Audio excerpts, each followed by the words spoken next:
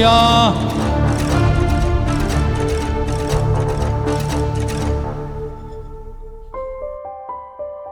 சரி, அதனால கர்த்தருடைய வார்த்தைக்குள்ளாய் நம்ம கடந்து போவோம். பாஸ்டர் இம்மானுவேல் டேவிட் அவர்கள் வந்து நடப்பு ஆண்டுக்குரியதான கர்த்தருடைய வார்த்தையை நம்மோடு கூட பகிர்ந்து கொள்வார். கர்த்தர் நல்லவர், கர்த்தருடைய நாமம் மகிமைப்படட்டும். வருடத்தினுடைய இறுதிக்கு கடந்து வந்துட்டோம். இந்த நாளில் அநேக இடங்களில் அவர்களுடைய நேரத்தை செலவு செய்ய விரும்புவாங்க. உலக பிரகாரமாக வெளியே சுற்றுவதற்கு பீச்சு, பார்ட்டி, பப் எல்லா இடத்திற்கும் போவாங்க.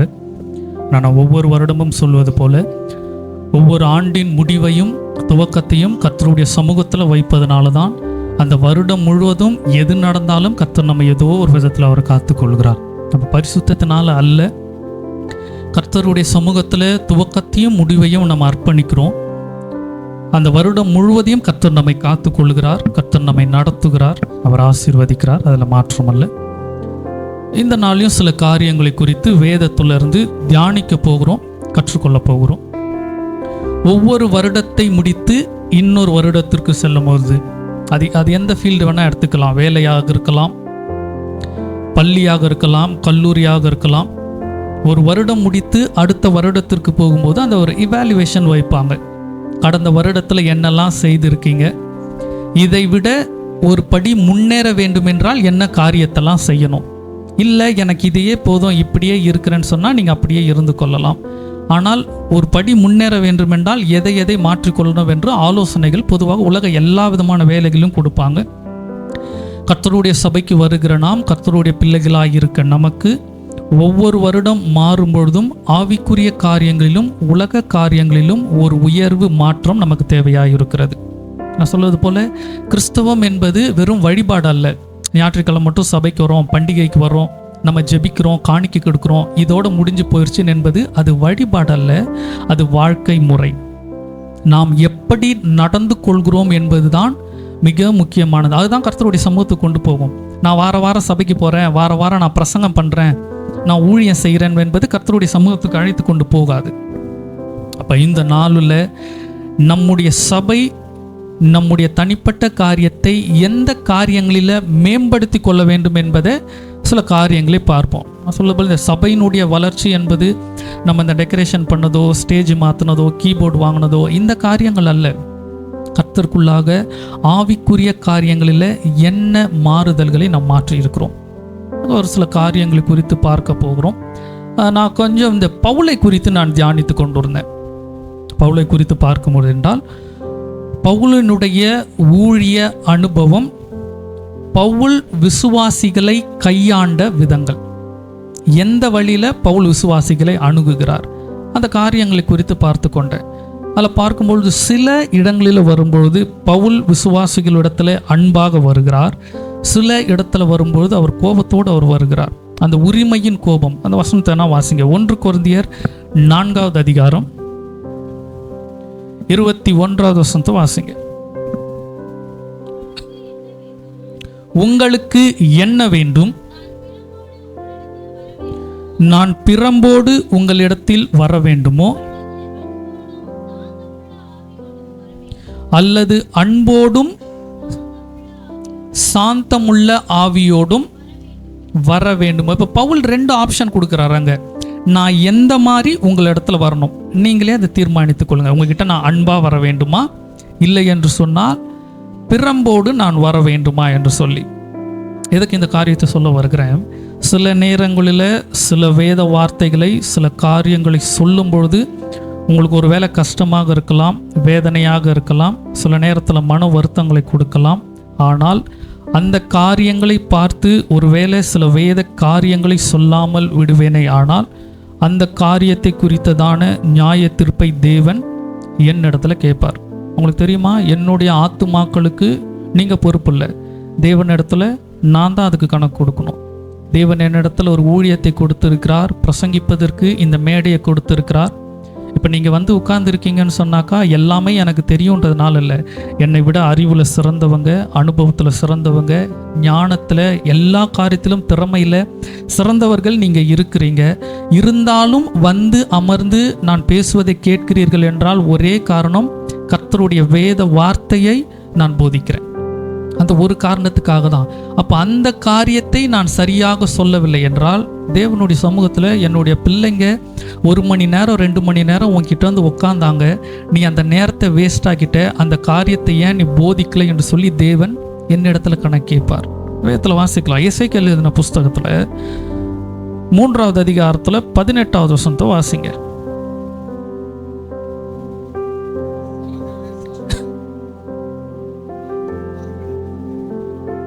சாகவே சாவாய் என்று நான் துன்மார்க்கனுக்கு சொல்லுகையில்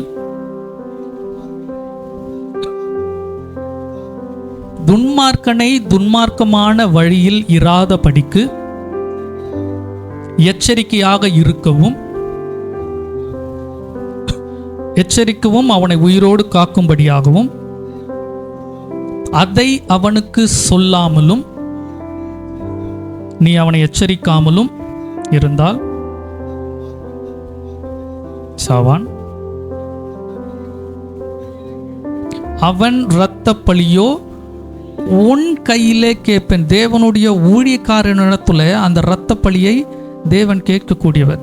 அதான் வாசிக்கிறோம். நான் யாரை பிரியப்படுத்த ஊழியம் செய்கிறேன், பிரசங்கிக்கிறேன், மனிதரையா தேவனையா? எல்லா மனிதர்களையும் திருப்திப்படுத்தவே முடியாது. இப்போ இந்த ஆலயத்தில் ஒரு 50 பேர், நம்ம 100 பேர் இருக்கிறீங்கன்னா இந்த 100 பேரையும் என் ஒருத்தனால திருப்திப்படுத்த முடியாது. ஒவ்வொருத்தருக்கும் ஒரு விருப்பம் இருக்கும். ஆனால் நம்மளுடைய எல்லாருடைய எண்ணங்களும் சரிவரப்பட்டு வேதத்திற்கு உட்பட்டு இருந்தால் எல்லா காரியத்திலும் நாம் திருப்தியாக இருக்க முடியும். சில வேத வாசகங்களை சொல்லும்போது, ஏன்னா இன்றைக்கி வேதங்களில் சபைகளில் இது ஒரு கொண்டாட்டமாக இருக்கும். சபைக்கு வருவோம், நன்றி செலுத்துவோம், சந்தோஷமாக இருக்குவோம், சாப்பிடுவோம், உணவு பகிர்வோம், அந்த நாள் அப்படியே கடந்து போயிடுவாங்க. புது வருடத்தில் ஆவிக்குரிய காரியத்தில் உயர்வு இருக்காது, ஆவிக்குரிய காரியத்தில் ஒரு வீழ்ச்சி இருக்கும். அந்த காரியங்களை பிரசங்கிப்பதற்கு சபைகளில் ஊழியர்கள் முன் வருவதில்லை. ஏன்னா சொன்னால் கோச்சிப்பாங்க, சொன்னால் சபைக்கு வரமாட்டாங்க, சபையில் கூட்டம் இருக்கணும், இதை தான் விரும்புகிறாங்க. பரலோகத்திற்கு கூட்டத்தை சேர்ப்பதற்கு ஆட்கள் இன்னைக்கு மிகவும் குறைவு. ஆக வேதத்திலிருந்து சில காரியங்களை, நம்முடைய சபையில் இருக்கிற சில காரியங்கள், மாற்ற வேண்டிய காரியங்கள், மேம்படுத்தி கொள்ள வேண்டிய காரியங்களை சொல்ல விரும்புகிறேன்.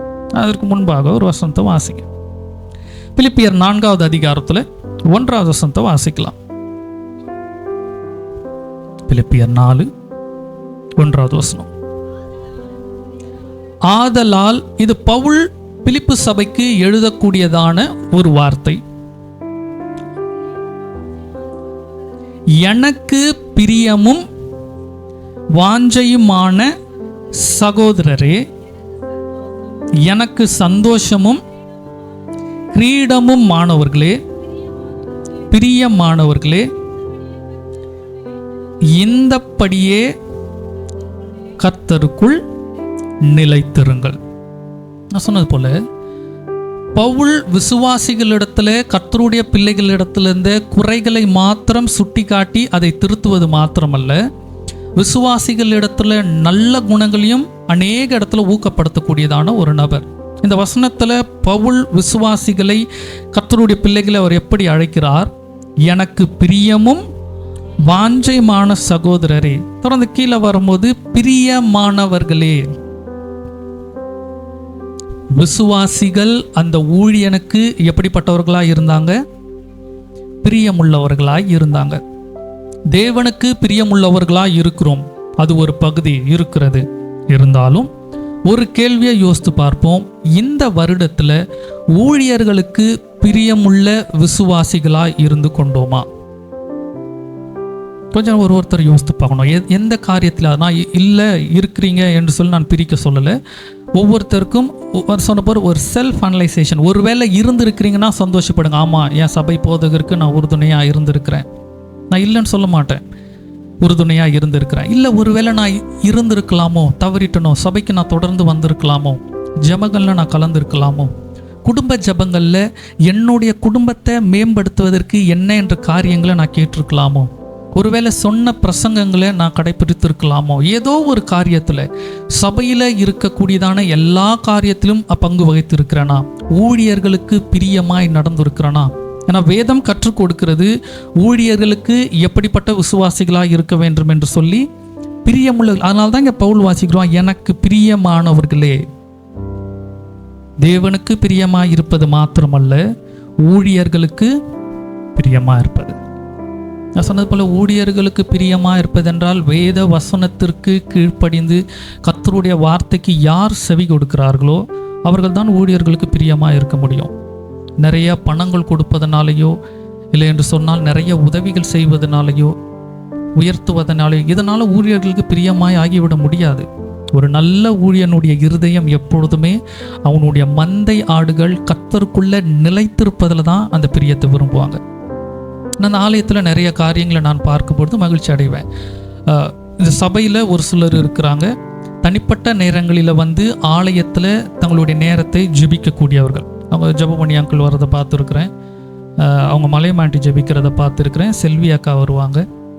ஆலயத்தில் ஜெபிப்பது தனிப்பட்ட நேரம். சொன்னது போல் ஆலயத்திற்கு வருவதே கடினமாக இருக்கும். ஆனால் வேலைகள் நேரத்தை வீட்டிலேருந்து ஜெபிக்கலாம், வேலை ஸ்தலத்திலிருந்து ஜெபிக்கலாம். ஆனால் ஆலயத்தில் ஜெபிக்கின்ற ஜெபங்கள் பிரத்யேகமானது. அப்படி ஜெபிப்பவர்களை நான் பார்த்துருக்கிறேன். அதே போல் இங்கே ஜெபம் என்று சொன்னதும் சிலர் முழங்காலில் நிற்பதை நான் பார்த்துருக்கிறேன். ஜெபம்னா முழங்கால் நம்ம சொல்ல வேண்டாம். அது ஒருவேளை அரை மணி நேரம் ஆனாலும் சரி, 3/4 மணி நேரம் ஆனாலும் சரி. இரவு விழிப்பு ஜெபத்தில் இருக்கும்போது நான் பார்ப்பேன், அவங்க சம்பத் அண்ணன், ஜெபமணி அங்கிள், அங்கே கூட பக்கத்தில் இருக்கும்போது அங்கே ராபர்ட் அண்ணன், எமிமாக்கா, இவர்கள் 1 மணி நேரம் ஆனாலும் அந்த முழங்காலே நின்று கொண்டிருப்பாங்க. பலவீனம் இல்லாதவர்கள் அல்ல, பலவீனமானவர்கள் தான். இப்படிப்பட்டவர்களை பார்க்கும் பொழுது எனக்கு சந்தோஷமாக இருக்கும். நம்முடைய சபைக்கு ஏன்னா அநேக இடத்துல கர்த்தருக்கு விரோதமாக, ஊழியர்களுக்கு விரோதமாக, சபைக்கு விரோதமாக இருக்கிறவர்கள் மத்தியில் கர்த்தருக்காக உடலையும் அவர்களுடைய எண்ணங்களையும் வருத்தி கொள்ளுகிறவர்கள் இருக்கும்பொழுது அதுதான் மிகுந்த சந்தோஷம். அங்கே அங்கே சங்கர் அண்ணன் இறந்த பொழுது அங்கே ஜென்சி அக்கா அந்த சவப்பெட்டி முன்பாக உட்கார்ந்துருந்தாங்க. அப்போ அங்கே இருந்த போதகர் ஒருவர் ஜெபிப்போன்னு சொன்னதும் அவங்க அங்கே முக்காடு போட்டாங்க. அந்த காரியத்தை நான் பார்த்தேன். அப்போ எவ்வளவு வேதனையில் இருந்தாலும், எவ்வளவு கண்ணீர் இருந்தாலும், ஜெபம் என்று வந்ததும் அவங்களுக்கு என்ன உணர்வு வருது? முக்காடு போட்டுக்கணும். அவங்க கணவர் மரித்திருக்கிறார், துக்கத்தில் அழுது கொண்டு இருக்கிறாங்க. ஆனால் அந்த நேரத்திலையும் ஜெபம்னு சொன்னால் அந்த முக்காடு போடணும்னு வருது. இப்படி நம்முடைய ஒவ்வொருத்தரும் சொல்கிற அநேகர் இந்த மாதிரி எல்லா காரியத்திலும் இருக்கீங்க. சபைக்கு தங்களுடைய திறமைக்கு மீறி, தங்களுடைய வருமானத்திற்கு மீறி கொடுக்குறவங்க இருக்கிறீங்க. ஊழியர்கள் எப்பொழுது உதவிக்கென்று கூப்பிட்டாலும் உடனே வருவதற்கு, உதவி செய்வதற்கு ஆட்கள் இருக்கிறீங்க. ஒவ்வொருத்தரையும் சொல்ல முடியும். நம்ம இடத்துல இருக்கிற எல்லா நல்ல குணங்களும் இருக்கிறது. ஆனால் நான் சொல்லுகிற காரியம் என்ன, 100 நல்ல குணங்களை வைத்துவிட்டு ஒரு கெட்ட குணம், 2 கெட்ட குணம் இருக்கும்பொழுது இத்தனை நல்ல குணங்களும் பயனற்றதாக போய்விடும். அதுதான் என்னுடைய வருத்தம். அதுதான் நான் சொல்லுவேன். இப்போ நான் கர்த்தருக்கு ஆண்டவரே, நான் உங்களுக்கு ஊழியம் செய்கிறேன், நான் பிரசங்கம் பண்ணுறேன், நான் பாடல் பாடுறேன், நான் உதவுறேன், எல்லா காரியத்தையும் நான் செய்கிறேன். ஆனால் என்கிட்ட ஒரு தவறை பார்க்கும்பொழுது தேவன் என்னை முழுவதுமாக நிராகரிக்கக்கூடியவர். அதுக்கு வேதத்தில் எடுத்துக்காட்டும் நமக்கு தெரியும். நித்தியத்திற்குள்ளாக பிரவேசிப்பதற்கு நான் என்ன செய்ய வேண்டும் என்று கேட்கும் பொழுது அவன் சொல்கிறான், நான் நியாயப்பிரமாணங்களை எல்லாம் நான் கடைப்பிடிக்கிறேன்றான். அப்போ தேவன், அதாவது இயேசுவானவர் அவன் இடத்துல என்ன சொன்னார்? உன்னிடத்தில் இன்னும் ஒரு குறை உண்டு. உன்கிட்ட குறை இருக்குன்னு சொல்லலை. அவர் எத்தனை குறை தான் மனிதன் இடத்துல கண்டுபிடித்தார்? ஒரே ஒரு குறை தான் கண்டுபிடிச்சார். அந்த குறை நிமித்தம் என்ன சொல்கிறார்? அவன் அதை நிவர்த்தி செய்ய முடியாத பொழுது அவன் பரலோகத்துக்கு போவது மிகவும் கடினம். ஐஸ்வர்யவான்கள் பரலோகத்துக்கு போவது எவ்வளவு கடினம் இல்லையான்னு சொல்லி கேட்கிறார். அப்போ நம்ம யோசித்து பார்ப்போம், ஒரு குறை உள்ள மனிதனிடத்திலேயே அவன் பரலோகத்திற்கு போவது அரிதுன்னா நம்ம இடத்துல எத்தனை குறைகள் இருக்கும்? கணக்கு போட முடியும் இல்லையா? எவ்வளவு குறைகளை நம்ம இடத்துல வைத்திருக்கிறோம். இத்தனை குறைகளோடும் சபைக்கு வந்து போகிறோம். அந்த காரியத்தை மாற்றிக்கொள்ளவில்லை என்றால் நம்ம பரலோகத்துக்குள்ளே போக முடியாது. அந்த காரியங்களை பார்த்தும் ஊழியனாக நிற்கிறவர்கள் போதிக்கலை என்றால் அந்த இரத்த பழியை கர்த்தர் யார் இடத்துல கேட்பார்? ஊழியர் இடத்துல தான் கேட்பார். மருத்துவமனைக்கு போகும்போது காயம் இருக்கும்போது வெட்டுனா வலிக்கும், வலிக்காக பார்த்தால் குணங்கள் வருவதல்ல. ஆக இன்றைக்கு சில காரியங்களை இந்த புது வருடத்திற்குள்ளாக கடந்து போவதற்கு முன்பாக சில தீர்மானங்களை எடுக்க போகிறோம், சில பொருத்தனைகளை எடுக்க போகிறோம். தீர்மானத்திற்கும் பொருத்தனைக்கும் வித்தியாசம் இருக்கு. தீர்மானம் என்பது நான் என்ன செய்து கொள்ள போகிறேன், எனக்கு நான் என்ன செய்து கொள்ள போகிறேன்றது தான் தீர்மானம். பொருத்தனை என்பது தேவனுக்காக நான் என்ன செய்ய போகிறேன். இனிமேட்டு நான் பொருத்தனை எடுக்கிறேன், நான் இனிமேல் தினமும் காலையிலையும் நைட்டும் ஜெபிப்பேன், வேதம் வாசிப்பேன் என்பது இது பொருத்தனை கிடையாது. இது தீர்மானம், நமக்கு நாமே முடிவை எடுத்துக்கொள்வது. இது செய்துதான் ஆக வேண்டும், இது கட்டாயம். ஆனால் பொருத்தனை என்பது எனக்கு சார்ந்ததில்ல, தேவனுக்கு என்று சார்ந்தது. எனக்கு இல்லாதபடி மற்ற குடும்பங்களுக்காக நான் ஜெபிக்க போகிறேன், மற்ற காரியங்களுக்கு நான் ஊழியத்தில் ஈடுபட போகிறேன். இதுதான் பொருத்தனை, தேவனுக்கென்று செய்வது. ஒரு பணமாக இருக்கலாம், ஒரு பணத்தை நான் கொடுக்க போகிறேன், கர்த்தர்க்கென்று ஒரு காரியத்தை செய்ய போகிறேன். இது பொருத்தனை. ஆக பொருத்தனைகளையும் நம்மிடத்தில் மாற்ற வேண்டிய தீர்மானங்களையும் இன்றைக்கு நம்ம பார்க்க போகிறோம். ஒரு காரியத்தை வாசிக்கலாம். புலம்பல் எழுதின புஸ்தகம் 3வது அதிகாரம் 40வது வசனத்தை வாசிங்க. புலம்பல் 3:40. நாம் நம்முடைய வழிகளை சோதித்து ஆராய்ந்து கர்த்தரிடத்தில் திரும்ப கடவோம். முதல் காரியம் இதான் சொல்ல போறேன். நம்முடைய வழிகளை சோதித்து, மேற்போக்கில் நம்ம ஆராய்ந்து பார்த்தா பார்ப்பதற்கு எப்படி இருக்கும்? நம்ம சரியாக தானே இருக்கிறோம், நம்மக்கிட்ட என்ன குறை இருக்குது, நம்ம கரெக்டாக தானே இருக்கிறோம், இந்த நினப்பு தான் இருக்கும். சோதித்து ஆராய்வது என்பது பார்ப்பதற்கு நன்பாக இருந்தாலும் அதை ஒவ்வொன்று காரியங்களாக பிரித்து பார்ப்பது. வேதத்தில் உள்ள காரியங்களை வைத்து இது சரியா இல்லையா என்று நம்மை ஆராய்வது, அதுதான். அப்போ இந்த நாளில் தேவனிடத்தில் நம்மை சோதித்து ஆராய போகிறோம். ஒரு வருடத்தை தேவன் நமக்கு கூட்டி கொடுத்திருக்கிறார். தேவன் நமக்கு செய்ததான நன்மை, புது வருடத்தை நம்ம பார்க்க போகிறோம். இதற்கு பதிலாக தேவனுக்கு நாம் திருப்பி செய்யக்கூடிய காரியம், பழைய வருடத்தில் எப்படிப்பட்ட நபராய் இருந்தோமோ இதே நபராய் புதிய வருடத்திற்குள்ளாக சென்று பார்க்க போவதல்ல, மாறினவர்களாய் தேவனை நம்ம சந்திக்க போகிறோம். அல்லேலூயா. விசுவாசிப்போம். அவரை பிரஸ்தாபப்படுத்தும் எந்த ஸ்தானத்திலும் வந்து அவர் ஆசீர்வதிக்கக்கூடியவர். அப்போ இந்த ஸ்தலத்திலே அவர் இருக்கிறார், அதை விசுவாசிப்போம், நம்மை மாற்றிக்கொள்வோம். சரி, நம்மை ஆராய்ந்து பார்க்க வேண்டிய காரியங்கள முதல் காரியம் ஒன்றை பார்க்கலாம். 119வது சங்கீதம் 174வது வசனத்தை வாசிங்க.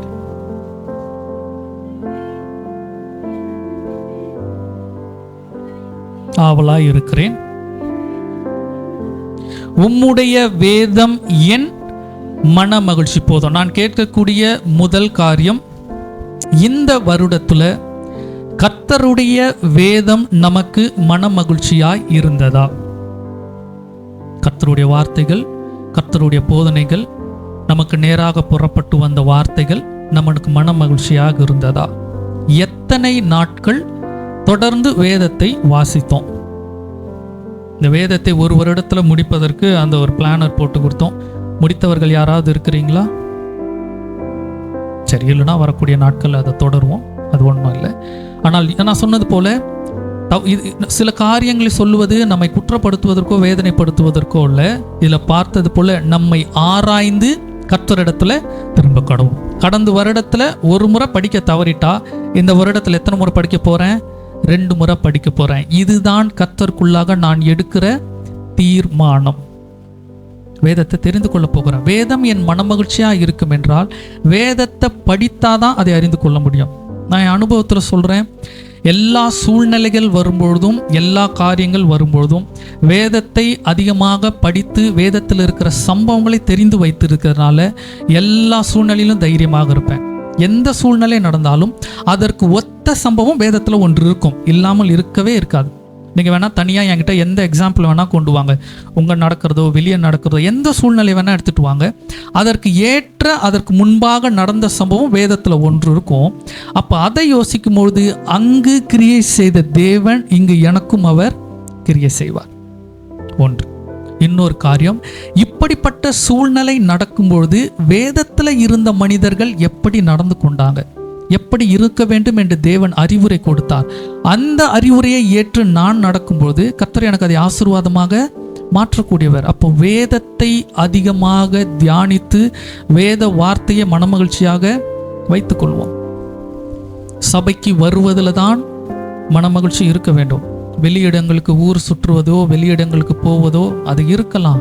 ஆனால் ஞாயிறு ஆராதனை கர்த்தருடைய ஆலயத்தை விட்டு விட்டு செல்வது கர்த்தருக்கு பிரியமில்லாத ஒன்று.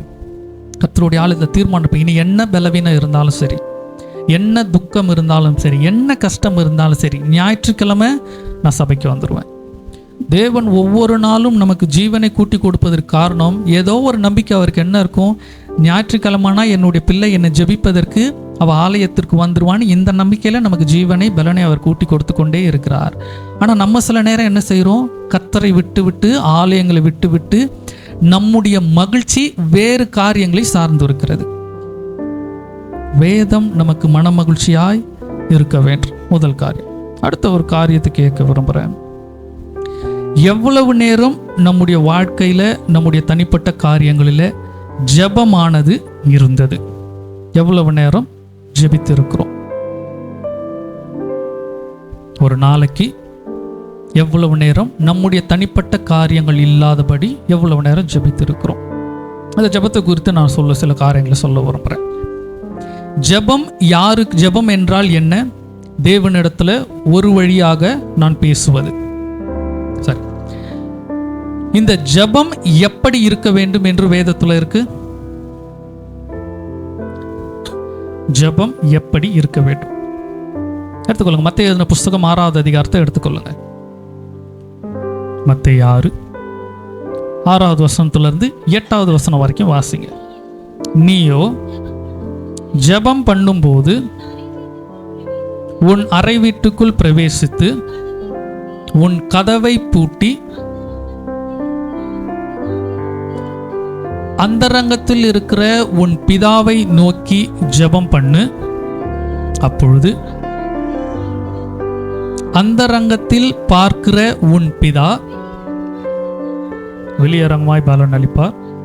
அன்றியும் நீங்கள், தெளிவா வாசிக்கிறோம், அன்றியும் நீங்கள் ஜெபம் பண்ணும் பொழுது அஞ்ஞானிகள் என்றால்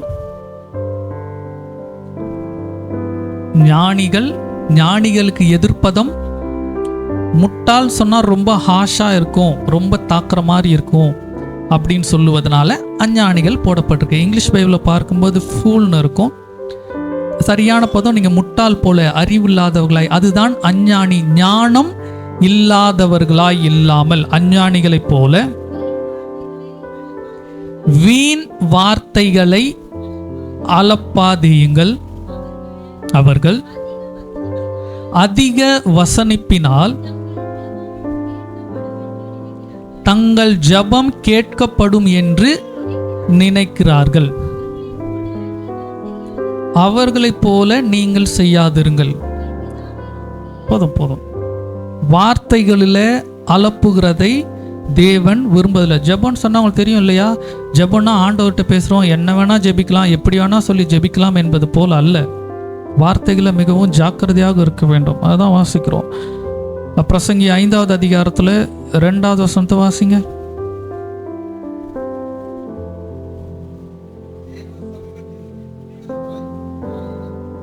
கொஞ்சம் முன்னாடி அப்படியே தள்ளி உட்காந்துங்க. முன்னாடி உங்க குடும்பமானவரை சபைக்குள்ளே வந்து உட்காருங்கம்மா. கொஞ்சம் முன்னாடி தள்ளி உட்காந்துக்குவோம். இடம் இருக்கு, இடம் இல்லாதப்ப வெளியே போயிடலாம். முன்னாடி தள்ளி உட்காரு. நீங்க வாசிங்க, தொடர்ந்து வாசிங்க. தேவ சமூகத்தில் நீ துணிகரமாய் உன் வாயினால் பேசாமல் மனம் பதறி ஒரு வார்த்தையும் சொல்லாமலும் இரு. தேவன் வானத்தில் இருக்கிறார், நீ பூமியில் இருக்கிறாய். ஆதலால் உன் வார்த்தைகள் சுருக்கமாய் இருப்பதாக. இதற்கு முன்பாக பார்த்தோம், ஜபத்திலே வார்த்தைகளிலே அலப்புகிறதை தேவன் விரும்புகிறவர் அல்ல. ஜபத்திலே சுருக்கமாய் இருக்க வேண்டும். ஜபம் சுருக்கமாக செய்யணும்னா அப்போ 1 மணி நேரம் ஜெபிக்கணும்னு வேதத்தில் குறைந்தது 1 மணி நேரமாவது விழித்திருந்து ஜெபிக்க மாட்டீங்களான்னு ஆண்டவர் கேட்குறாரு. இப்போ தான் கொஞ்சம் நேரத்துக்கு முன்னாடி சொன்னீங்க எவ்வளோ நேரம் ஜெபித்தீங்க, மணிக்கணக்காக ஜெபிக்கணும்னு. இப்போ என்னடானா கொஞ்ச நேரம் சுருக்கமாக ஜெபிக்கணுன்றாங்களே, என்ன ஏதுன்னு நான் விளக்கம் கொடுக்குறேன். நான் இங்கேருந்து வெளியே வாகனத்தில், இப்போ நான் இங்கேருந்து கூட பார்க்க போகிறேன், இந்த காரியத்திற்காக ஜெபிக்கிறேன் என்றால், கர்த்தாவே நான் இங்கேருந்து கூட பார்க்கறதுக்கு போகிறேன், என்னை பாதுகாப்பாய் அந்த இடத்துக்கு நீங்கள் கொண்டு போங்க, எந்த விபத்தும் வராதபடி என்னை காத்து கொள்ளுங்க, ஆமேன். இவ்வளவுதான். இந்த காரியத்திற்கு இவ்வளவுதான் ஜெபிக்கணும்.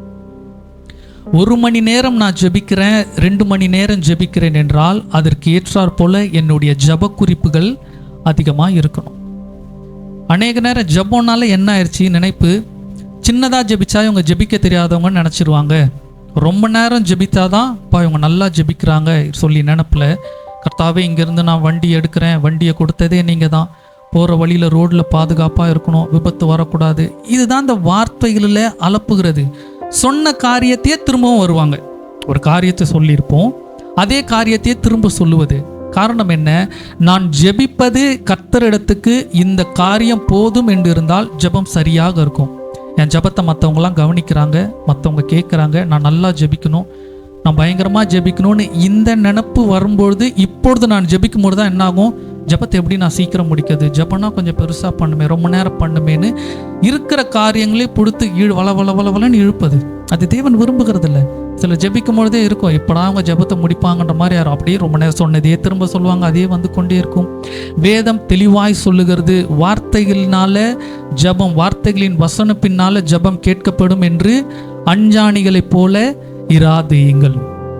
சபைகளில் இங்கே சம்பத்தான ஜெபிக்கிறது எனக்கு ரொம்ப பிடிக்கும். என்ன ஜெப குறிப்பு கொடுக்குறோமோ அந்த ஜெப குறிப்பு மாத்திரம் இருக்கும், அதுதான் அந்த கருத்தான ஜெபம் என்பது. நான் சொன்னேன், சபையில் ஆராதனையில் 2 பேர் ஜெபிக்கணும்னு சொல்லும்பொழுது, முதலாவது ஒரு நபர் ஜெபிக்கிறாங்க, திரும்ப அடுத்த ஒரு நபர் ஜெபிக்கும்பொழுது, முதல் நபர் எந்த ஜெப குறிப்பை விட்டார்களோ அந்த நபர்களிலிருந்து அடுத்த நபர்கள் ஜெபிப்பாங்க. அன்றைக்கி ஒரு நாள் ஆலயத்தில் கரண்ட் இல்லை, சபையில் ஜெபித்தீங்க, வழக்கம் போல ஜெபிக்கிற காரியத்திற்கு ஜெபித்தீங்க. ஆனால் சபையில் கரண்ட் இல்லை, கரண்ட் வரணும்னு சொல்லி யாரும் ஜெபிக்கலை. அப்போ என்ன ஆயிடுது, ஜெபம் சொல்லும் போதே நம்ம ஒரு ஃபார்மேட் மாதிரி ரெடி பண்ணி வச்சிடுறோம். இந்த காரியம்தான் வழக்கமான ஜெபம், சபை ஜெபம்னா இது, குடும்ப ஜெபம்னா எதுன்னு சொல்லி. அதல்ல, தெளிவாக இருப்போம். ஜெபம் என்பது கர்த்தரிடத்துல சேர வேண்டியது. அது ஏனோ தானோ என்றுலாம் நம்ம சொல்லிட முடியாது, ஏதோன்னெலாம் வார்த்தைகளை சொல்ல முடியாது. வேதத்தில் தெளிவாக வாசிக்கிறோம், தேவன் எங்கு இருக்கிறார், வானத்தில் இருக்கிறார், நாம பூமியில இருக்கிறோம். அர்த்தம் என்ன? தேவனுக்கு நாம் மாத்திரமல்ல, பூமியில் இருக்கிற அநேக காரியங்களை அவர் பார்க்க வேண்டும், அநேக காரியங்களை கேட்க வேண்டும். நமக்கு தேவன் செவி கொடுக்கிறார், நேரத்தை கொடுக்கிறார் என்றால் அந்த நேரத்தை பிரயோஜனம் உள்ளதாக இருக்க வேண்டும். ஆக நம்முடைய ஜபங்கள் சுருக்கமாக இருக்கட்டும், கருத்துள்ளதாக இருக்கட்டும். 30 செகண்ட் தான் வருதுன்னா 30 செகண்ட் போதும். கர்த்தர் மகிமைப்படக்கூடியவர்.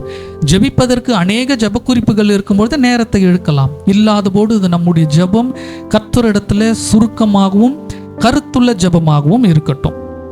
அடுத்து இன்னொரு காரியத்தை சொல்ல விரும்புகிறேன். ஜபத்தின் காரியத்தில் ஒருவர் ஜெபிக்கும் பொழுது ஜபத்தை கேட்கிறவர்கள் மற்றவர்கள் ஆமேன் என்று சொல்ல வேண்டும். வேதத்தில் இருக்கு, நீ ஜெபிக்கிறது மற்றவங்களுக்கு புரியலன்னு சொன்னா அவர்கள் எப்படி ஆமேன் என்று சொல்லுவார்கள், கல்லாதவர்கள் எப்படி ஆமேன் என்று சொல்லுவார்கள். அப்ப ஜெபிக்கும் பொழுது மற்றவர்களுக்கு புரிகிற மாதிரி ஜெபிக்கணும், மற்றவர்கள் ஆமேன் என்று அந்த ஜெபத்திற்கு சொல்ல வேண்டும் என்று சொல்லி. அப்போ இப்போ உதாரணத்திற்கு தம்பி டேனி ஜெபித்து கொண்டு இருக்கிறார் என்றால், டேனி என்ன ஜெபிக்கிறார் என்று சொல்லி நான் என்ன செய்யணும், அமைதியா கேட்கணும். முதல்ல டேனி என்ன ஜெபிக்கிறார், அமைதியா இருக்கணும். டேனி ஜெபிக்கும்போது அதுல வர்ற வார்த்தைகள் எங்க ஆமேன் சொல்ல வேண்டுமோ அந்த இடத்துல ஆமேன். கர்த்தாவே இது அப்படி ஆகட்டும். சில நேரம் டேனி சொல்லுவார், ஆண்டவரே நாங்கள் ரொம்ப பலவீனமாக இருக்கிறோம், உடனே இதுக்கு ஆமேன். எதுக்கு ஆமேன்? ஒரு ஜபத்தில் ஒரு கேப் வந்தாலே ஆமேன். ஃபில்லர்ஸ் மாதிரி அது யூஸ் பண்ணுறது இல்லை. பலவீனமாக இருக்கிற ஆமேன் என்றால் அப்படியே ஆகட்டுமா? கிடையாது. ஜபங்களில் கவனிக்க வேண்டும், எங்கே ஆமேன் சொல்ல வேண்டும், எங்கே ஆமேன் சொல்ல வேண்டாம் என்று. இன்னொரு காரியம் சொல்ல போல, ஒருவர் ஜெபிக்கும்பொழுது மற்றவர்கள் அந்த ஜபத்தோடு தான் இணைந்து கொள்ள வேண்டும். அதுதான் கூடுகை ஜபம் என்பது. ஆதி நாட்களில் விசுவாசிகள் வரும்பொழுது அவர்கள் ஒரு மனதாய் வென்றார்கள், ஒரு மனப்பட்டு ஜெபித்தார்கள். ஆளாளுக்கு ஒருவர் ஜெபிக்கும்பொழுது அருகாமையில் இருப்பவரோ இல்லை வேலை இருப்பவர்களோ அவர்களோட சத்தமாக ஆண்டவரே துதிக்கிறோம், நன்றி செலுத்துகிறோம் சொல்லி சத்தத்தை உயர்த்தி கொண்டிருந்தா ஜெபிப்பவர்களுக்கும் அது இடையூறாக இருக்கும். அந்த ஜபத்தை மற்றவர்களால் கேட்க முடியாது, அந்த ஜபத்திற்கு நம்மளால ஆமேன் என்றும் சொல்ல முடியாது. எல்லாரும் நம்ம கர்த்தரை ஸ்தோத்தரிப்போம், எல்லாரையும் கர்த்தரை கனப்படுத்துவோம் என்று சொல்லும் பொழுது நாம் எல்லாரும் கர்த்தரை துதிப்பது ஜெபிப்பது நல்லது. ஆனால் ஒருவர் ஜெபிக்கும் பொழுது மற்றவர் அந்த ஜெபத்தோடு நாம இணைந்து கொள்ள வேண்டும். நமக்கு 1000 ஜெபிக்கிறதுக்கு இருக்கும், நமக்கு 1000 ஸ்தோத்திரம் சொல்வதற்கு இருக்கும். ஆனால் ஒருவர் ஜெபிக்கின்ற நேரத்தில் நாம அவர்களுடைய ஜெபத்தை கவனிக்க வேண்டும். அதற்கு ஆமேன் தான் சொல்லணும். நம்ம ஜபங்களிலே தடையா இல்லாதபடி. இந்த காரியம் பொதுவாக இந்த கிறிஸ்தவர்கள்னாலே வீடு கொடுக்காததுக்கு ஒரு காரணம் சொல்லுவாங்க. என்ன காரணம் தெரியுமா? எல்லா இடத்துலையும் பொதுவாக இருக்க காரணம், சத்தம் போடுவீங்கன்னு சொல்லி. சத்தமாக ஜெபிக்கிறீங்கன்னு இல்லை, சத்தம் போடுவீங்கன்னு சொல்லுவாங்க. நீங்கள் சத்தம் போடுவீங்கன்னு சொல்லி. இந்த ஆர்சி, பெண்டிகாஸ்டல், ரோமன் கிளாத்திக் இப்படி வெவ்வேறாக பிரித்து வச்சுருக்காங்க. வேதத்தில் அப்படியெல்லாம் கிடையாது. பெண்டிகாஸ்டல் சபை, ஆர்சி சபை, ஈசிஐன்னு சொல்லி வேதத்தில் பிரிவுகள் எல்லாம் கிடையாது. பெந்தகோஸ்தே சபை என்று சொல்லி பெயர்கள் வந்ததற்கான ஒரு காரணம், பெந்தகோஸ்தே என்றால் 50 என்ற அர்த்தம், பென்டினா 15 அர்த்தம். 50th டே, அதுதான் பெந்தகோஸ்தே நாள். அந்த நாளில் மேல் வீட்டறையில் விசுவாசிகள் ஜெபித்த பொழுது கர்த்தர் அவர்கள் மீது இறங்கினார். அவர்கள் அந்நிய பாஷையில் பேச ஆரம்பித்தார்கள். வரக்கூடிய நாட்களில் என்ன ஆயிடுச்சு, எந்த சபையிலெல்லாம் அந்நிய பாஷை பேசுகிறார்களோ, எவர்களெல்லாம் இருக்கார்களோ அவர்களெல்லாம் பெந்தகோஸ்தே. அது வர வர என்ன ஆயிடுச்சு, கத்துறாங்களா, கூச்சல் போடுறாங்களா, இவங்கெல்லாம் யாரு? பெந்தகோஸ்தேக்காரங்க. பெந்தகோஸ்தேக்காரங்கன்னா என்ன செய்வாங்க? கத்துவாங்க, கூச்சல் போடுவாங்க. வேதத்தில் எந்த இடத்துலையுமே கத்தி கூச்சல் போட சொல்லி குறிப்பிடவே இல்லை. ஆவியானவர் இறங்கினார், அந்நிய பாஷையில் பேசினார்கள்னு வேதத்தில் இருக்கு. அந்நிய பாஷையை கத்தி குதிச்சு ஆர்ப்பாட்டம் பண்ணார்கள் என்று வேதத்தில் போடப்படலை. தேவன் மெல்லிய சத்தத்தோடு பேசக்கூடியவர். ஆலயத்தில் அண்ணால் போய் கதறி கூப்பாடு போட்டு எனக்கு குழந்தை இல்லையான்னு துடிச்சான்னு வேதத்தில் இருக்கா? இல்லை. அவ பேசினது சத்தம் கூட வெளியே வரல, உதடுகள் மாத்திரம் அசைந்தது. அந்த சத்தம் கர்த்தருக்கு கேட்டது. இன்னைக்கு ஜபனா எப்படின்னா, நான் சொல்ல போகிற ஒரு சில ஃபார்மேட் இருக்கும். முதல்ல மெதுவாக ஜபத்தை ஆரம்பித்து அடுத்து கத்தி முடிப்பது, இல்லை கத்தி ஜபித்தாதான் கர்த்தர் கேட்பார் என்பது, இதெல்லாம் இல்லை. கர்த்தர் மெல்லிய சத்தத்தை கேட்கக்கூடியவர். நிஜமாலுமே கத்தணும். வேதனையில் ஜபத்தில் நீங்கள் அழுகுறீங்க, எமோஷன் வருதுன்னா அது தவறில் செய்யணும். ஆனால் இப்படி செய்தாதான் ஜபங்கள் இருக்கும் என்ற நினைப்பு அது வேதத்தில் இல்லாத ஒன்று. கல்லாதவர்களாய் இல்லாதபடி, அஞ்ஞானிகளாய் இல்லாதபடி, ஞானம் உள்ளவர்களாய் இருப்போம். நான் சொன்னது போல இந்த வருடம் ஞானத்தின் வருடம். ஒருவேளை வேதத்திலிருந்து ஞானங்களை இது நாள் வரைக்கும் பெறாமல் இருந்தால் இந்த வருடத்தின் முடிவில் அந்த ஞானங்களை பெற்றுக்கொள்வோம். இது ஒரு நார்மலான ஒரு காமன் திங். இது ஒருவர் படிக்கிறவங்க இருக்கிறாங்கன்னு வைங்க, வீட்டில் எல்லார் வீட்லேயும் குடும்பத்தில் பிள்ளைங்க இருக்கும். டிவி போட்டுக்கிட்டே அந்த பிள்ளைங்க படிக்கிறத நீங்கள் அனுமதிப்பீங்களா? ஏன் அனுமதிக்க மாட்டீங்க? டிவி போட்டால் இது எப்படி உன் மண்டையில் ஏறுன்னு சொல்லி. அதே கேள்வியை நான் கேட்குறேன். ஒருவர் அருகாமையில், உங்கள் அருகாமையிலே ஒருத்தரோ ஜபம் செய்யும்போது அவர்கள் பக்கத்தில் இருந்து நான் கத்தி கொண்டிருந்தா அவங்க எப்படி தேவன் இடத்துல அவங்க கான்சன்ட்ரேட் பண்ணி யோசிப்பாங்க, பேசுவாங்க? நம்முடைய ஜபந்தான் அவங்க மண்டைக்குள்ளே ஏறிக்கொண்டே இருக்கும். நம்ம சொல்கிறத அவங்க என்ன யோசிக்கிறாங்கன்றது இடையூறாக இருக்கும். ஜபங்களில் எல்லாரும் நம்முடைய சத்தங்களை தேவன் கேட்கும்படியாக இருக்கட்டும். மற்றவர்கள் பார்வைக்கென்று ஜெபிப்பதை மாற்றிக்கொள்ளும். சத்தங்களை தேவன் விரும்புவதில்லை, கத்துறதில்லை. உறக்க சத்தத்தோடு ஜெபிப்போம், தவறு இல்லை. ஆலயத்தில் சத்தத்தை உயர்ந்த துணியோடு ஜெபிப்போம், அது தவறு இல்லை. ஆனால் என்னுடைய ஜபம் மற்றவருக்கு தடையாக இருக்கக்கூடாது. அந்த காரியத்தில் கவனமாக இருப்போம். நான் ஸ்தோத்தரித்து கொண்டு இருக்கிறேன் என்றால் மற்றவங்க ஜெபிக்கிறான்னா அதுக்கு இடையூறாக என்னுடைய ஸ்தோத்திரம் இருக்கக்கூடாது. இரண்டாவது காரியம், தேவனை ஸ்தோத்தரிப்போம், தேவனுக்கு நன்றி செலுத்துவோம் என்று சொன்னதும் எல்லாரும் நம்ம செய்கிறது ஆண்டவரே ஸ்தோத்திரம் ஸ்தோத்திரம் ஸ்தோத்திரம், நன்றி நன்றி நன்றி நன்றி, இதையே சொல்லிக்கிட்டே இருக்கும். இது தேவனுக்கு அர்த்தமுள்ளதாக இருக்குமான்ற ஒரு கேள்வி கேட்போம். ஒரு விழா காலத்திற்கு ஏதோ போறீங்க, ஏதோ இருக்காங்க, இவர்கள் நன்றி உரையை சொல்லுவாங்கன்றாங்க. நன்றி உரைக்கு ஸ்தோத்திரம் ஸ்தோத்திரம், நன்றி நன்றி நன்றி நன்றி நன்றின்னு சொல்லிட்டு இருந்தால் அர்த்தம் இருக்குமா? யோசித்து நான் சொன்னப்போ இதெல்லாம் சாதாரணமான காமன் திங்ஸ். இதெல்லாம் நன்றி நன்றி நன்றினா அது ஒன்றுமே இருக்காது. அப்போ தேவனுக்கு நன்றி செலுத்துவோம் என்றால் தேவன் செய்த நன்மையை முதல்ல யோசிங்க. நான் சொன்னது போல தேவனுக்கும் நமக்குமான உறவை மாத்திரம் பார்த்தா எல்லாமே சரியா இருக்கும். மற்றவர்கள் பார்வைக்கு முன்பாக நான் செய்யணும்னு நினைக்கும் போது தான் தவறு. தேவனுக்கு நன்றி செலுத்துங்கன்னா நான் யோசிக்கணும், முதல்ல நான் தேவனுக்கு எதற்கு நன்றி செலுத்தணும்? சரி, எனக்கு இந்த ஒரு பண கஷ்டம் வந்தது, நான் என்ன செய்வேன் தவிச்சிட்டு இருந்தேன், தேவன் எனக்கு நன்றி செய்தாரா? அதை சொல்லி நான் நன்றி சொல்லுவது, கர்த்தாவே இந்த பண கஷ்டம் எனக்கு இருந்தது, அதை நான் நடக்கும்னு நினைக்கவே இல்லை, அதை நீங்கள் தீர்த்து வச்சிங்களே, அதற்காக உமக்கு நன்றி செலுத்துக்கிறேன். இந்த பலவீனம் எனக்கு இருந்தது, இது மாறவே மாறாதுன்னு நினச்சேன், இல்லை மற்றவர்களுடைய பார்வைக்கு ஒருவேளை அவமானப்பட்டு என்னவோ ஆயிரும்னு நினச்சேன். அந்த பலவீனத்தை நீங்கள் மாற்றுனீங்க, எப்போ மாறிச்சுனே தெரியல, மாற்றினீங்களே, இதற்காக நன்றி செலுத்துகிறேன். இப்படி கர்த்தருக்கு நன்றி செலுத்துவதென்றால் அவர் என்ன காரியங்களை செய்தாரோ அதை நினைத்து வாயினால் அறிக்கை செய்து பின்பு நன்றி என்று சொல்வதுதான் நன்றிக்கு ஒரு வேல்யூபிள் ஒர்த்தாக இருக்கும். வெறும் நன்றி நன்றினா எதுக்கு நன்றி சொல்கிறோம், எதுக்கு போகுது ஒன்றுமே தெரியாது. கர்த்தர் செய்த நன்மைகளை நினைத்து நன்றிகளை சரியாக சொல்லுவோம். அடுத்த ஒரு காரியத்தை சொல்ல விரும்புகிறேன், எடுத்துக்கொள்ளுங்களேன். 1 கொரிந்தியர் எழுதின புஸ்தகம் 14வது அதிகாரம் 33வது வசனத்திலிருந்து 36வது வசனம் வரைக்கும் வாசிங்க. வேற ஒருத்தர் வாசிங்க.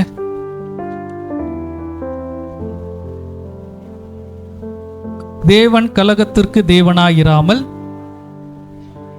சமாதானத்திற்கு தேவனாயிருக்கிறார்,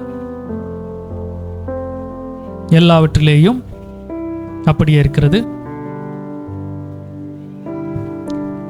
சபைகளில் ஸ்திரீகள் பேசாமல் இருக்க கடவர்கள்,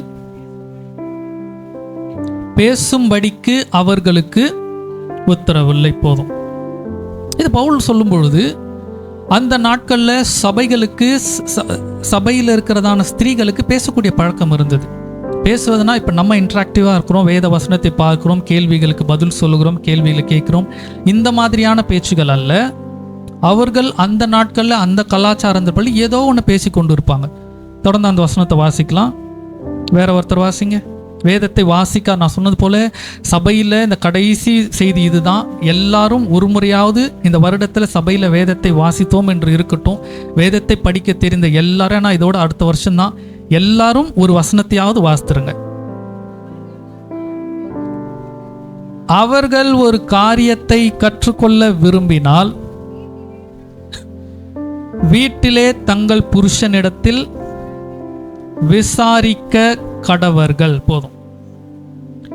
ஒருவேளை சபையில் ஊழியர்கள் பிரசங்கிக்கும் பொழுதோ ஒருவேளை ஏதோ சந்தேகம் இருந்தால் கூட அதை கேட்க வேண்டும்னா எங்கே போய் தான் கேட்கணும் என்று வேதத்தில் வாசிக்கிறோம்?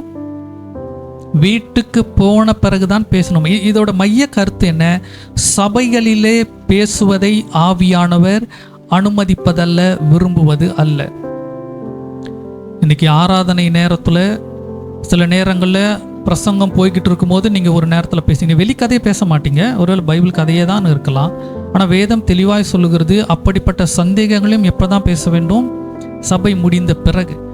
யாராவது ஒருவர் சபை முடிந்த பிறகு வேத வசனத்தை குறித்து ஒருவரோடு ஒருவர் நிற்கும் போது, இது சொன்னாங்களே இப்படி இருக்குமா, என்ன காரியம் இதுன்னு ஏதாவது பேசியிருக்கிறீங்களா?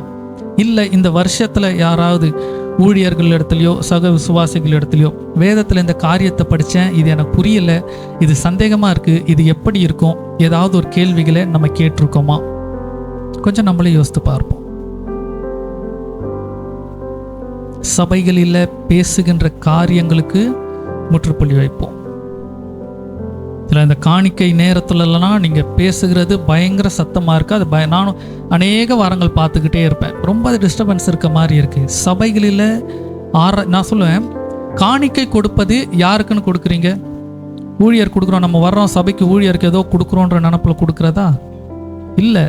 நான் திரும்பவும் சொல்கிறேன், வேத வார்த்தையை தியானிக்கின்ற நேரம் எவ்வளவு முக்கியமான நேரமோ இதற்கு அடுத்தபடியான முக்கியமான நேரம் ஜபத்தை விட, ஸ்தோத்திரங்களை விட காணிக்கை கொடுப்பதை நான் சொல்லுவேன்.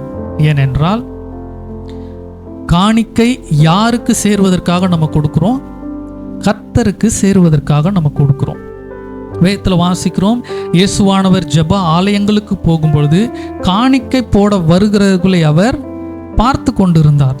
அப்போ அது பயபக்தியோடு கொடுக்க வேண்டியதான ஒன்று. இயேசுவானவர் குழந்தையாக பிறந்தபோது அவரை சென்றதான மேய்ப்பர்கள், ஞானசாஸ்திரிகள் எல்லாரும் வெள்ளி தூர்பவர்களை கொண்டு அவருக்கு கொடுக்கும் பொழுது ஏதோ குழந்தை பிறந்திருக்கு இந்தா வச்சுக்கோன்னு போடுவதில்லை, அவர்கள் பணிந்து பயபக்தியாக கொடுத்தாங்க. அப்போ கர்த்தருக்கென்று ஒரு காரியத்தை பயபக்தியாக காணிக்கையில் கொடுக்க வரும்பொழுது சுற்றி நிற்கிற நாம எந்த சிந்தையோடு இருக்கணும்? கர்த்தருக்கென்று ஒன்று செய்கிறாங்க, நான் பயபக்தியாக இருக்கணும். அந்த இடத்த நான் அசட்டை பண்ணக்கூடாது. அந்த இடத்துலேருந்து நம்ம சொந்த கதைங்க, ஊர் கதைங்க, பாடல் சத்தமாக இருந்தால் அதை விட சத்தமாக கேட்கணும்னு கத்தி பேசுவது, சபையில் காரியங்களை தேவனை, நான் சொல்றது போல் இது நான் கண்டுக்காம மட்டும் பார்க்குறீங்க போகிறீங்கன்னு, தேவனை அசட்டை செய்கிற காரியங்கள் நம்முடைய வாழ்க்கையில் ஆசீர்வாதத்தை பெறுவதற்கு அந்த காரியங்கள் தடையாய் போய்விடும். நாளைக்கு கர்த்தர் சொல்லுவார், என்னை நீ கனவீனப்படுத்தின, உன்னை நான் கனவீனப்படுத்தினேன். என் வார்த்தையை நீ கவனிக்கல, செவி கொடுக்கல, மற்றவங்க கேட்கறதுக்கு நீ இடையூறாக இருந்த, அதனால் உனக்கு இதை செய்தேன்னு சொன்னால் தேவன் உங்களையும் கேட்பார், அதனுடைய இரத்தப்பழியை என்னிடத்துலையும் கேட்பார். ஆலயத்தில் வந்தால் பரிசுத்த சிந்தையோடு ஜெபிப்பதுக்கு உட்காருங்க. இங்கே ஆலயத்தில் வந்தவங்க எத்தனை பேர் வந்ததும் ஜெபித்தீங்க? நான் ஒரு சிலர் மாத்திரம் பார்த்தேன். வந்ததும் கொஞ்ச நேரம் ஜெபித்துட்டு அப்புறம் பின்பா வந்தவர்கள். எத்தனை பேர் ஆலயத்திற்கு வந்ததும் கர்த்தர் நிற்கின்ற ஸ்தலத்திற்குள்ளே நான் போகிறேன், நான் பயபக்தியோடு போனோம், ஏன்னா தேவன் அங்கே இருப்பார். ஏன்னா தேவன் இங்கே இல்லைன்னு விசுவாசம் இல்லைன்னா சபைக்கு வரவே வேண்டாம். தேவன் இருக்கிறார் என்ற எண்ணத்தில் தான் நம்ம ஆலயத்திற்கு வரும். அப்போ ஆலயத்திற்குள்ளாக காலடி எடுத்து வைக்கும் போது எனக்கு ஒரு சிந்தை இருக்கணும், கர்த்தர் என்ன பார்த்து கொண்டு இருக்கிறார். இந்த போலீஸ் ஸ்டேஷன், கலெக்டர் ஆஃபீஸ்லாம் நீங்கள் போங்க, அங்கே ஆட்களே இல்லைனாலும் நீங்கள் போயிட்டு தைரியமாக அங்கே இருக்கிற மேஜையை பிரிப்பதோ, கால் மேலே கால் போடுவதோ, பேசுவதோ நம்ம செய்ய மாட்டோம். ஏன்னா சிசிடிவி கேமரா இருக்கும், பின்பாக பார்த்து நம்மளை பிடிச்சிருவாங்கன்னு ஒரு பயம் இருக்கும். ஆள் இல்லைனாலும் அந்த இடத்துக்கு போகும்போது நம்ம சரியாக இருக்கணும்னு நினைப்போம். அந்த பயபக்தியை கர்த்தருடைய ஆலயங்களுக்கு நமக்கு வர்றதில்லை. தேவனை அசட்டை செய்கிறோமா? இல்லை தேவன் மீது அன்பு தான் இருக்கிறது, அவர் மேலே பயம் இல்லையா? ஆலயத்திற்குள்ளாக ஜபங்கள், இந்த ஆலயம் என்பது தேவனை துதிப்பதற்கும் கனப்படுத்துவதற்கும் அவருடைய வார்த்தையை தியானிப்பதற்குமான இடம். ஒரு நிமிஷம் ஜபம், அரை மணி நேரம் பேச்சு, அது கிடையாது. என்னுடைய பேச்சுகளை விட என்னுடைய ஜபங்கள் அதிகமாக இருக்க வேண்டும். எத்தனை பேர் சரி சபைக்கு நம்ம முன்னாடியே வந்துட்டோம், சரி ஒன்றா உட்காருவோம், ஒன்றா ஒரு 4 பேர் சேருவோம், இந்த ஒரு ஜப குறிப்புக்கு மாற்றி மாற்றி நம்ம ஜபம் பண்ணிப்போம். இல்லை வந்து உட்காந்துட்டோம், சரி உங்களுக்கு ஏதாவது ஜப குறிப்பு இருக்கா, நம்ம கொஞ்ச நேரம் வரதுக்குள்ளே ஜபிப்போமே, இல்லை வேத வசனம் ஏதாவது தியானிப்போமே, பார்ப்போமே. நம்ம எத்தனை பேர் ஆவிக்குரிய காரியம், நான் சொன்னது போல் இது ரொம்ப ஒரு ஆர்டிஃபிஷியலாக இருக்குது, இது ஒரு ட்ராமாட்டிக்காக இருக்குது, ரியலிஸ்டிக்காக இல்லை, இது ஒரு மாதிரி இருக்குன்னுலாம் யோசிக்க வேண்டாம். இதை தான் தேவன் விரும்பக்கூடிய ஆவிக்குரிய வாழ்க்கை. உலக காரியங்களில் நம்ம மேம்படணும்னு நினைக்கிறோம், ஆவிக்குரிய காரியங்களில் பின்தங்கிய நிலைமையிலேயே இருக்கிறோம். நான் சொல்கிறேன், என்னுடைய தகப்பனார் 100% பரிசுத்தமாக இருந்தால் அவருடைய சந்ததி நான் அடுத்து 200% இருக்கணும். நான் 200% இருந்தால் எனக்கு பின்பாக அடுத்து வருகிறதான என் பிள்ளை சந்ததிகள் 400% இருக்கணும். இந்த பரிசுத்தம் நாளுக்கு நாள் அடுத்தடுத்து வர்றவர்களுக்கு அதிகரித்து கொண்டே போக வேண்டும் என்றால் எனக்கு மேலே இருக்கிறவங்க என்னை சரியாக வழி நடத்தணும், நான் அதற்கு கீழே இருக்கிறவங்கள சரியாக வழி நடத்தணும். நான் சரியில்லாத நிலைமையில் போயிட்டா என்னுடைய பிள்ளைகளோ அடுத்த சந்ததியோ கர்த்தருக்கென்று நான் எப்படி நிற்க வைத்து விட்டு போக முடியும்? ஒருவேளை நீங்கள் சரியாக இருந்துட்டு போயிடலாம், ஆனால் உங்களுக்கு பின்பாக வருகிறதான சந்ததி உங்கள் காலத்திற்கு பின்பு, நம்முடைய காலத்திற்கு பின்பு கர்த்தருடைய வருகை தாமதிக்குமானால் இந்த ஆலயத்தில் நின்று கர்த்தரை துதிப்பதற்கும் ஆராதிப்பதற்கும் அவர்களை நல்ல ஒரு பலமுள்ளவர்களாக எழுப்ப வேண்டியது பெற்றோருடைய கடமை, ஊழியர்களுடைய கடமை, நம்முடைய கடமை. ஆக தேவ ஆலயத்திற்குரியதான பயத்தை அதிகப்படுத்திப்போம். ஆராதனை முடிந்ததும், நான் அடிக்கடி சொல்வது போல, முடிந்த உடனே நம்ம ஊர் கதை, அடுத்த உலக கதை, இதை தான் நம்ம வாயில் பேசி கொண்டு இருக்கணும். சில நேரம் பேசாமல் நீங்கள் அமைதியாக போனீங்கன்னா தான் இந்த வேத வார்த்தை நமக்குள்ளே கிரியை செய்யும், கர்த்தருடைய பிரசன்னம் நமக்குள்ளாக இருந்து கொண்டே இருக்கும். அநேக நேரம் நீங்கள் அனுபவித்திருக்கலாம், வேத வார்த்தையை கேட்கும்பொழுது ஜபங்களில் இருக்கும்போது இருதயத்தில் ஒரு பிரசன்னம் இருக்கும், அந்த அனல் இருக்கும். ஆனால் கொஞ்சம் இந்த ஆலயத்தை தாண்டி வெளியே போனதும் அது அப்படியே மங்கிரும், அதே வாழ்க்கையாயிரும். காரணம், அந்த வார்த்தைகளை வைத்து விட்டு வேற காரியத்திற்கெல்லாம் நம்ம இருதயத்தில் இடம் கொடுத்துட்றோம். அவைகளை ஒதுக்குவோம். கர்த்தருக்கென்று, அவருடைய வார்த்தைக்கென்று முக்கியத்துவங்களை கொடுக்க ஆரம்பிப்போம். இன்னொரு காரியத்தையும் பார்க்கலாம். எபேசியர் 10வது அதிகாரத்தை எடுத்துக்கொள்ளுங்க.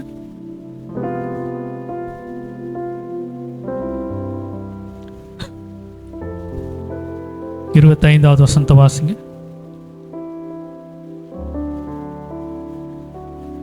எபிரேயர் 10:25.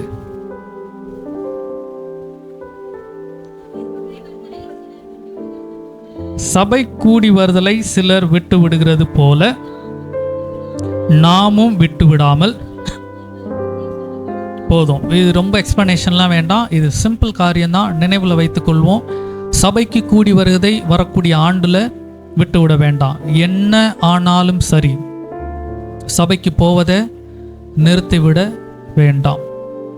அதே போல் உங்களுடைய குடும்ப அங்கத்தினராகட்டும், பிள்ளைகளாக இருக்கட்டும், பெற்றோராக இருக்கட்டும், கணவனாக இருக்கலாம், மனைவியாக இருக்கலாம், அவர்களை ஆலயத்திற்கு வரவழைப்பது ஒவ்வொருத்தருடைய தனிப்பட்ட கடமை.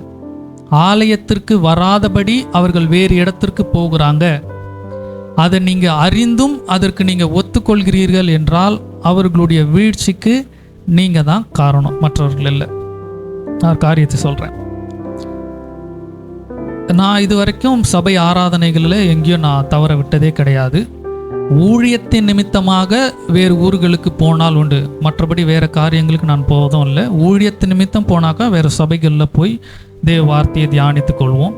நான் சபைக்கு தவறு விட்ட காரியம் 7th படிக்கும்போது நான் ஒழுங்காக படிக்கலைன்னு சொல்லி எனக்கு அங்கே இருக்கிற டியூஷன் எடுக்கிறவங்க சண்டே வந்து இவனை கண்டிப்பாக டியூஷன் வர வச்சாகணும், அப்போ தான் பாஸ் ஆக முடியும்னு சொல்லி என்னை சண்டே வர சொன்னாங்க.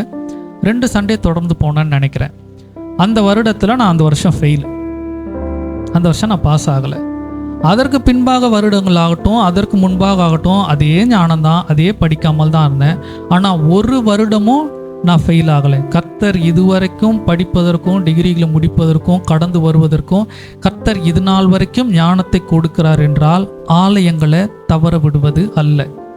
அந்த ஒரு 2 மணி நேரம் படிப்பதற்காக, 2 மணி நேரம் இல்லை அந்த ஒரு நாட்கள் வெளியே போவதற்காக என்று கர்த்தருடைய சமூகத்தில் அந்த காரியங்களை பதிய வைக்காதபடி வெளியே செல்வோம் என்றால் அது நமக்கு நிச்சயம் தோல்வியில் தான் போய் முடியும். ஏனென்றால் நம்முடைய ஜெயத்தினால, நம்முடைய ஞானத்தினால, நம்முடைய பராக்கிரமத்தினால நம்ம ஜெயிப்பதல்ல, நம்மை ஜெயிப்பது உயர்த்துவது கர்த்தர். அவருடைய காரியத்தினால தான் நம்ம செய்து கொண்டு இருக்கிறோம். அப்போ ஒவ்வொரு வாரமும் நினைவில் வைத்துக்கொள்ளும், இனி ஒரு வாரமும் நான் தவற விட மாட்டேன். என்ன பலவீனமாக இருந்தாலும் சரி, நான் சபையில் போய் உட்காந்துடுறேன். ஒரு போதகர் அவர் செய்தி நான் கேட்கும்போது சொன்னாங்க, அவங்க சபைக்கு வரக்கூடியதான ஒரு தாயார் சபையில் வந்து அமர்ந்து கொண்டிருந்தாங்க.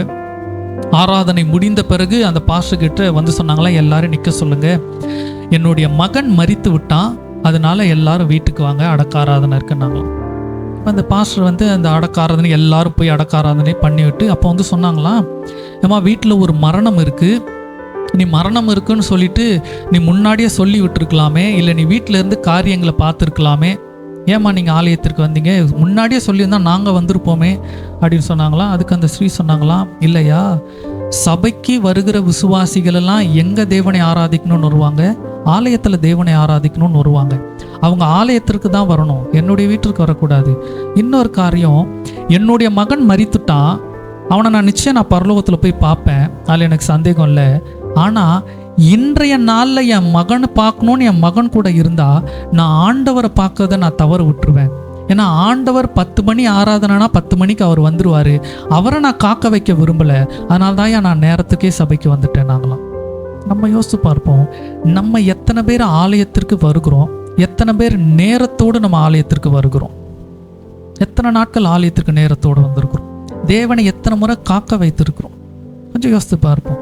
இனி தீர்மானம் எடுப்போம், இந்த புதிய வருடங்களில் எல்லா நாளும் ஆலயத்தில் கலந்து கொள்வோம், நேரங்களுக்கு சரியாக கலந்து கொள்வோம். இன்னொரு காரியத்தையும் பார்க்கலாம், எடுத்துக்கொள்ளுங்க. லூக்கா 6வது அதிகாரத்தை எடுத்துக்கொள்ளுங்க. லூக்கா 6:38 வசனத்தை வாசிங்க.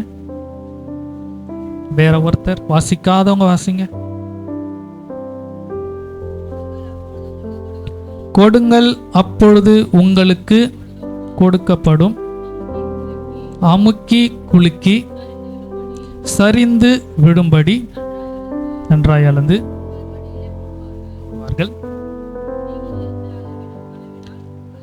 நீங்கள் எந்த அளவினால் அளக்கிறீர்களோ அந்த அளவினால் உங்களுக்கு அளக்கப்படும். போதும்.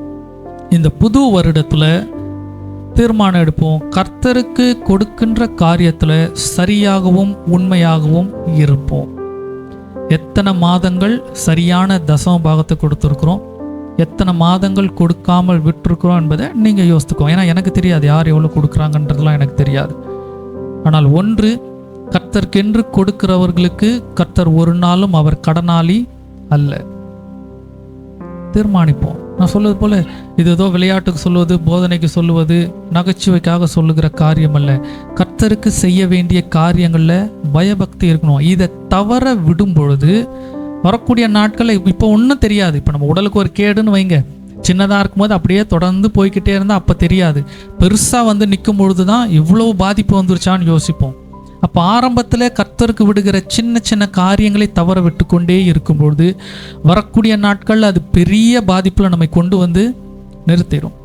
கர்த்தருக்கு கொடுக்க வேண்டிய காரியங்களில் தசமபாக பண காரியங்களாக இருக்கலாம், கர்த்தருக்கு கொடுக்கிற நேரங்களாக இருக்கலாம், கர்த்தருக்கு கொடுக்கிறதான உடல் உழைப்புகளாக இருக்கலாம். எல்லாவற்றிலும் கர்த்தருக்கு உண்மையாக இருப்போம். எல்லாத்திலும் கர்த்தர் கொடுத்ததை கர்த்தருக்கு கொடுப்பதில் உண்மையாக இருப்போம்.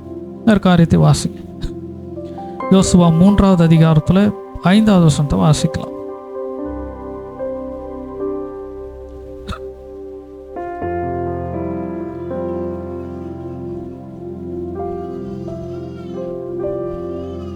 யோசுவா 3:5. யோசுவா ஜனங்களை நோக்கி, உங்களை பரிசுத்தம் பண்ணிக்கொள்ளுங்கள், நாளைக்கு கர்த்தர் உங்கள் நடுவிலே அற்புதங்களை செய்வார் என்றால் கர்த்தருக்கென்று முதலாவது நம்மை பரிசுத்தப்படுத்தி கொள்வோம். நமக்கு எல்லாருக்கும் தெரிந்த சம்பவம் தான். காயினுடைய காணிக்கையை கர்த்தர் அங்கீகரிக்கவில்லை. அதில் தெளிவாக வாசிக்கிறோம், காயினையும் அவன் காணிக்கையும். முதல்ல காயினை அவர் அங்கீகரித்தாதான் அவனுடைய காணிக்கையை ஏற்றிருப்பார். காயினே வேண்டான்னு விட்டுட்டார்னா அவனுடைய காணிக்கை தேவனுக்கு தேவையே இல்லை. அப்போ இன்றைக்கு கர்த்தர் இந்த வருடம் முழுவதும் நமக்கு செய்த நன்மைக்கு அவருக்கு நம்ம காணிக்கை கொடுக்க போகிறோம். கர்த்தருக்கு வாய்களினால நன்றி செலுத்த போகிறோம், பலிகளை செலுத்த போகிறோம். அதற்கு முன்பாக நம்மை பரிசுத்தப்படுத்திக் கொள்ள வேண்டும். நம்ம பரிசுத்தம் இல்லாதபடி நான் சொல்வது போல மற்றவர்கள் பார்வைக்காக ஆண்டவரே துதிக்கிறோம், ஜெபிக்கிறோம், கர்த்தரது நன்றி நன்றின்னு சொன்னால் அது கர்த்தருடைய சமூகத்திற்கு போகவே போகாது. கர்த்தருடைய சமூகத்திற்கு போகாத போது நமக்கு அதனுடைய பிரதிபலன் வராது. புது வருடத்தில் நம்மை மாற்றிக்கொள்வது தான் மிக சரியானது. கர்த்தருக்கு வைராக்கியம் பாராட்டுவதில் மாற்றுக்கிறோம். இன்னைக்கு பொதுவாகவே எப்படி ஆயிடுச்சு, கிறிஸ்தவ உலகம் என்றாலே இப்போ எல்லாருடைய விருப்பமும் ஆசையான நான் கூட பார்க்க சபையில் சொல்லுவேன், எல்லாரும் ஊழியம் செய்ய விரும்புவது எல்லாமே யூடியூப் முன்பாகவும் இன்ஸ்டாகிராம் முன்பாகவும் தான் ஊழியம் செய்ய விரும்புகிறாங்க. தெருவில் இறங்கி ஜனங்களுக்கு கைப்பிரதி கொடுத்து ஊழியம் செய்வதற்கு ஆட்கள் முன் வருவதில்லை. அவர்கள் மீடியா முன்பதாக ஊழியம் செய்வதற்கு தான் விரும்புகிறாங்க. அதே போல் இன்னைக்கு எல்லாருடைய விருப்பமும் என்ன, நான் உடனே பெரிய ஊழியக்காரனாயிடணும், எல்லாருமே நம்ம சிங்கர் ஆயிடணும். நம்ம இந்த கிறிஸ்தவத்தில் மட்டும்தான் பாட தெரியுதா, இசைஞானம் இருக்கா இல்லையா, கர்த்தருக்கென்று பாடுவது வேறு, எப்படி இருந்தாலும் அவர் ஏற்றுக்கொள்வார், அதில் தவறு கிடையாது. ஆனால் இந்த பிரபலமாவதற்காக எல்லார் முன்னாடி நான் பாடணும், நான் பெரிதாயணும்னு சொல்லிட்டு நமக்கு என்ன வரலையோ அதுதான் எடுப்பது. வேதத்தை பற்றி ஒன்றுமே தெரியாது, ஆனால் நான் ஊழியக்காரராயிடணும், நான் பெரிய மேடை இருக்கணும், நான் பிரசங்கியார் ஆகணும், அநேக சபையில் என்னை கூப்பிடணும், நான் பிரபலமாகணும், இந்த எண்ணங்கள் தான் இருக்கிறது. தேவன் நமக்கு என்ன தாளந்தை கொடுத்திருக்கிறார் என்பதை ஆராய்ந்து அதை நம்ம வளர்த்து கொள்வோம். தாவீது கோலியாத்தை வென்றதுக்கான ஒரு முக்கியமான காரணம், அவனுக்கான இராணுவ உடுப்புகளை எல்லாம் ராஜா போட்டு விட்ட போது அவன் அதுக்கெல்லாம் சௌகரியப்படலைன்னு அதையெல்லாம் அவன் கலைத்து போட்டான்னு வாசிக்கிறோம். இதெல்லாம் எனக்கு வேணாம். என் மனுஷகத்தில் பார்க்கும்போது தெரியும், இதெல்லாம் போட்டால் தானே பாதுகாப்பு, இதெல்லாம் போட்டால் தானே வீழ்த்த முடியும். இல்லை, எனக்கு என்ன வருது அதோடு நான் போகிறேன். என்னை உயர்த்துவதே, என்னை ஆசீர்வதிப்பது கர்த்தர். கர்த்தர் நம்ம ஒவ்வொருத்தருக்கும் ஒவ்வொரு தாளந்தை கொடுத்திருக்கிறார். சிலருக்கு ஜெபிக்கிற தாளந்தை கொடுத்திருக்கிறார், சிலருக்கு கொடுக்கிற தாளந்தை கொடுத்திருக்கிறார், சிலருக்கு ஊழியங்களை சரீர பிரகாரமான வேலைகளை செய்வதற்கு தாளந்தை. எல்லாராலையும் செய்திட முடியாது. எல்லாராலையும் சபையை கூட்டி பெருக்குவது, எல்லாராலையும் சபையை சுத்தப்படுத்துவது எல்லாராலையும் முடியாது. அது ஒரு சிலருக்கு அந்த தாளந்து, ஒரு சிலருக்கு ஜெபிக்கிற தாளந்து, ஒரு சிலருக்கு வேதத்தை வாசிக்கிற தாளந்து. எல்லாரும் வேதத்தை எடுத்து டக்குன்னு வாசித்தர முடியாது. சிலருக்கு அந்த தாளந்து. இப்படி ஒவ்வொருத்தருக்கும் தேவன் ஒவ்வொரு தாளந்துகளை கொடுத்திருக்கிறார். அதை தேவனுக்கென்று அதிகமாக பயன்படுத்துவோம். இல்லாத ஒன்றை தேடி போயிட்டு அதை பண்ணுறோன்னு அது ஒன்றுமே வராமல் இருக்காது. கடைசி வரை நம்ம முன்னேறவே முடியாது. கர்த்தர் நமக்கு கொடுத்த காரியத்தில் சரியாக இருப்போம், ஜபங்களில் கருத்தாக இருப்போம், வேத வாசிப்பில் கருத்தாக இருப்போம், ஊழிய காரியங்களில் கருத்தாக இருப்போம், சரியாக இருப்போம். சபை என்று வரும்பொழுதும் வேதத்தை வரும்பொழுதும் அதற்கென்ற பயமும் பக்தியும் நமக்கு அதிகமாக இருக்க வேண்டும். கர்த்தர் இந்த வருடம் முழுவதும் எவ்வளவு பலவீனங்களை நம்ம பார்த்துருக்குறோம், எவ்வளவு விபத்துகளை நம்ம பார்த்துருக்குறோம், எவ்வளவு மன கஷ்டங்களை பார்த்துருக்குறோம், எவ்வளவு கண்ணீரை பார்த்துருக்குறோம். ஆனால் தேவனுடைய பாதுகாப்பு நம்மை விட்டு இம்மை பொழுது கூட நகரவே இல்லை. எவ்வளோ பலவீனங்கள். நம்மளே மனுஷீகத்தில் சில நேரம் நம்மளே சோர்ந்து போயிடுவோம், நமக்கே பயம் வந்துடும், நமக்கு விசுவாசம் இருக்காது.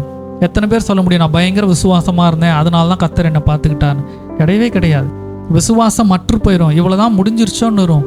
ஆனால் அந்த சூழ்நிலையிலையும் கர்த்தருடைய தயவு, கர்த்தருடைய இரக்கம் நம்மை நடத்தினது. அது நம்ம விட்டு விலகவே இல்லை. நம்ம எல்லாரும் எழுந்து நிற்போம். கொஞ்ச நேரம் நம்ம கர்த்தருக்கு நன்றி செலுத்த போகிறோம். 10 நிமிட நேரம் இருக்கு. நான் சொன்னது போல இந்த ஆலயத்தை சத்தத்தினால நிரப்ப தயவு செஞ்சு பிரயாசப்பட வேண்டாம். தேவன் உங்களுக்கு செய்த நன்மைகள் ஒவ்வொன்றையும் நீங்க சொல்லி கர்த்தருக்கு நன்றி செலுத்துங்க. வாயை திறந்தே நீங்க அறிக்கை பண்ணுங்க. ஆனால் மற்றவர்களுக்கு அது இடையூறாக இருக்க வேண்டாம். மற்றவர்கள் யோசிப்பதற்கு, மற்றவர்கள் ஜெபிப்பதற்கு இடையூறாக இல்லாதபடி ஒவ்வொரு மாதத்தையும் நினைவில் கொண்டு வாங்க. முதல் மாதத்திலிருந்து யோசித்து வாங்க. முதல் மாதத்திலிருந்து தேவன் என்ன காரியத்தை செய்தார், எவ்வளவு வழிகள், எவ்வளவு பிரச்சனை, ஒவ்வொன்றாக யோசிங்க, ஒவ்வொன்றாக நினைத்து பாருங்க. கர்த்தர் நமக்கு ஒவ்வொரு நாளும் கர்த்தர் நமக்கு உணவு, உடைகள், ஜீவியத்தை கொடுத்து கர்த்தர் நம்மை ஆசீர்வதித்து வந்தார்.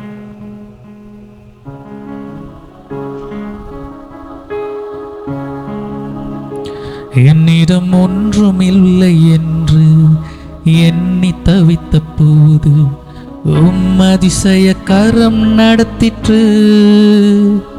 என்னிடம் ஒன்றும் இல்லை என்று எண்ணி தவித்த போது அதிசய கரம் நடத்திற்று.